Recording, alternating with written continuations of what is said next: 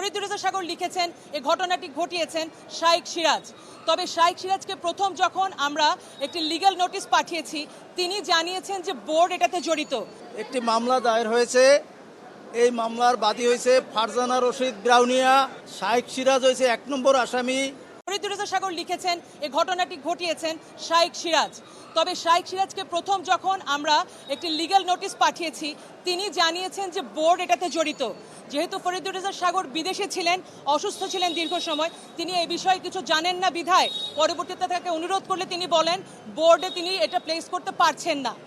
এরপরে আমি বোর্ডের, যেহেতু উনি লিখেছেন শাইখ সিরাজ, বোর্ডের সকলে এটার সাথে সম্পৃক্ত, বোর্ডের বাকি সকলকে এখানে সম্পৃক্ত করা হয়েছে।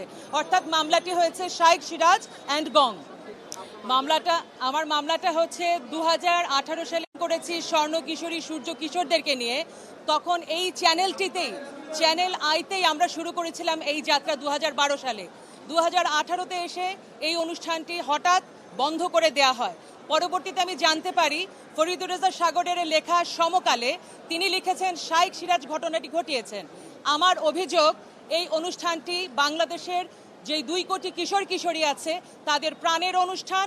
তারা এখানে ইনভেস্ট করেছে তাদের স্বপ্ন, তাদের শ্রম, তাদের মেধা, তাদের টাকা। এই অনুষ্ঠানটি বিনা বাক্যে, এটা ফরিদুর সাগরও বলেছেন, বন্ধ করে দেবার অধিকার কোনো মিডিয়ার নেই। সুতরাং আমার দাবি অনুষ্ঠানটি আবারও শুরু হবে একই চ্যানেলে, এবং অন্যান্য চ্যানেলও যদি আমাদের সহযোগিতা করে। কিশোর কিশোরীদেরকে নিয়ে আমরা অনুষ্ঠান করতে চাই, আমরা তাদের পুষ্টি নিশ্চিত করতে চাই, বাল্যবিয়ে রোধ করতে চাই। দ্বিতীয়ত, সেই সঙ্গে সঙ্গে একজন মিডিয়া কর্মীকে যদি বিনা বাক্য ব্যয়ে, কথোপকথন ছাড়া হঠাৎ করে তার বেতন বন্ধ করে দেওয়া হয় তাহলে তার রুচিতে আঘাত পড়ে। এসিএমএম 5 নং আদালতে একটি মামলা দায়ের হয়েছে, এই মামলার বাদী হয়েছে ফারজানা রশিদ ব্রাউনিয়া। উনি চ্যানেলের উপস্থাপিকা এবং স্বর্ণ কিশোরীর চেয়ারম্যান। শাইখ সিরাজ হয়েছে 1 নম্বর আসামি, চ্যানেলের বার্তা সম্পাদক। ওনার নির্দেশে এই মামলার বাদী 2018 সালে আন্দোলনকারীদের পক্ষে স্বর্ণ কিশোরীদের নিয়ে যখন অবস্থান নেয় তখন এই আন্দোলনকারীদের বিপক্ষে থাকিয়া ওনার স্বর্ণ কিশোরী বন্ধ করে দেয়, এবং ওনার ওইখানে যে চাকরি ছিল চাকরি থেকে বিনা নোটিশে ওনাকে আর চাকরি ফেরত দেয় নাই। এ পর্যন্ত 2024 সালে যে কোঠা আন্দোলন ছিল, যেহেতু উনি স্বর্ণ কিশোরীর চেয়ারম্যান এবং বাংলাদেশের মানুষের এই শিক্ষার্থীদের পক্ষে উনি সবসময় কথা বলে, উনি বলিষ্ঠ কণ্ঠ।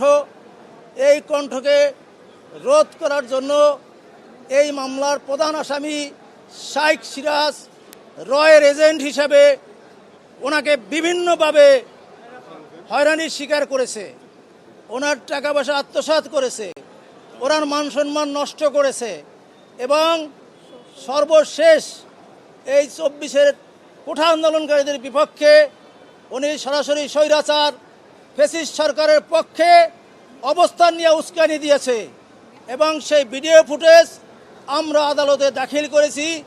বিজ্ঞ আদালত এই মামলাটি শুনে সন্তুষ্টি হয়ে সিআইডিতে তদন্তের এক আদেশ প্রদান করিয়াছে।